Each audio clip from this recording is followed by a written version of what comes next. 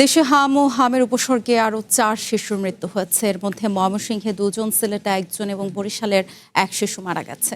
ময়মনসিংহ মেডিকেলে হামের উপসর্গে 6 ও 10 মাস বয়সী 2 শিশুর মৃত্যু হয়েছে। এ নিয়ে হাসপাতালটিতে হামের উপসর্গে মৃতের সংখ্যা দাঁড়িয়েছে 39। নতুন ভর্তি হয়েছে 16 শিশু। তবে গত কয়েকদিন ধরে আক্রান্তের সংখ্যা কিছুটা কমে এসেছে বলে জানিয়েছে চিকিৎসক। এদিকে সিলেটে হাম উপসর্গে 1 শিশুর মৃত্যু হয়েছে। এ নিয়ে সিলেট বিভাগে হাম ও হাম উপসর্গে ঝরে গেছে 56 কচি প্রাণ। এর মধ্যে নিশ্চিত হামে মারা গেছে 4 শিশু। এছাড়া বরিশালের শেরেবাংলা মেডিকেল কলেজ হাসপাতালে চিকিৎসাধীন অবস্থায় 1 শিশুর মৃত্যু হয়েছে। হামের পরিস্থিতি জানাতে ময়মনসিংহ থেকে যুক্ত হচ্ছেন ইলিয়াস আহমদ। ইলিয়াস, প্রথমেই জানাবেন যে আজ জেলায় নতুন করে কতজন শিশু হামে আক্রান্ত হয়েছে? এছাড়া যেহেতু ঈদের ছুটি চলে এসেছে, সেক্ষেত্রে ঈদের ছুটিতে হাম আক্রান্তদের জন্য চিকিৎসা সেবা হাসপাতাল বিভাগগুলো আসলে কিভাবে নিশ্চিত করবে, এই বিষয়ে কিছু জানতে পেরেছেন কিনা?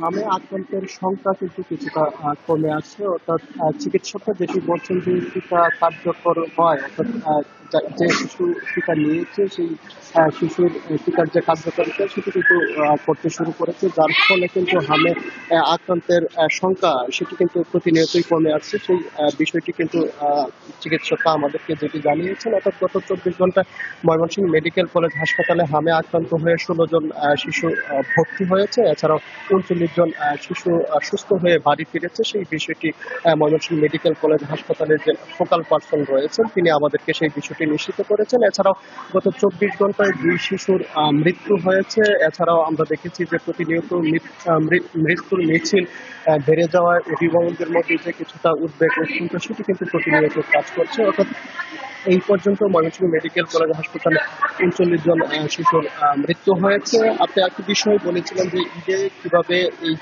যেহেতু সারা দেশে হামের প্রকোপ বেড়েছে এবং ঈদে কিভাবে এই পরিস্থিতি চিকিৎসকরা সামাল দিবেন, সেই বিষয়ে চিকিৎসকরা আমাদেরকে যেটি জানিয়েছেন এবং তারা কিন্তু সেই বিষয়ে, অর্থাৎ চিকিৎসক, নার্স সহ অন্যান্য স্টাফ যারা আছে তাদের ছুটি কিন্তু কিছুটা সীমিত করা হয়েছে এবং সেই বিষয়ে কিন্তু তারা তৎপর রয়েছেন। এবং শুধু ময়মনসিংহ বিভাগীয় যে স্বাস্থ্য হাসপাতালটি রয়েছে সেটিতে না, উপজেলা স্বাস্থ্য কমপ্লেক্সগুলোতে কিন্তু ছুটি কিন্তু একেবারেই সীমিত করা হয়েছে। সেই বিষয়টি আমাদেরকে স্বাস্থ্য বিভাগের যে সংশ্লিষ্টরা আছেন তারা কিন্তু সেই বিষয়টি নিশ্চিত করেছেন। যদিও অভিভাবকরা বলছেন যে তারা এই মেডিকেল কলেজ হাসপাতালে এসে কিন্তু তারা কিছুটা স্বস্তি পাচ্ছেন, অর্থাৎ তাদের শিশুরা কিন্তু এখানে পর্যাপ্ত পরিমাণ যে চিকিৎসা সেবা সেটি কিন্তু তারা পাচ্ছেন, সেই বিষয়টি কিন্তু তারা বলছিলেন। এছাড়াও আমরা দেখেছি যে যেহেতু সামনে ঈদ চলে আসছে সেহেতু তাদের মধ্যে কিন্তু কিছুটা উদ্বেগ উৎকণ্ঠা অভিভাবকদের মধ্যে কাজ করছে এবং যারা এখানে রয়েছেন তারা চিকিৎসকদের সেবা পাচ্ছেন, সেই বিষয়টি কিন্তু বলছিলেন। এই ছিল আমার কাছে ময়মনসিংহ মেডিকেল কলেজ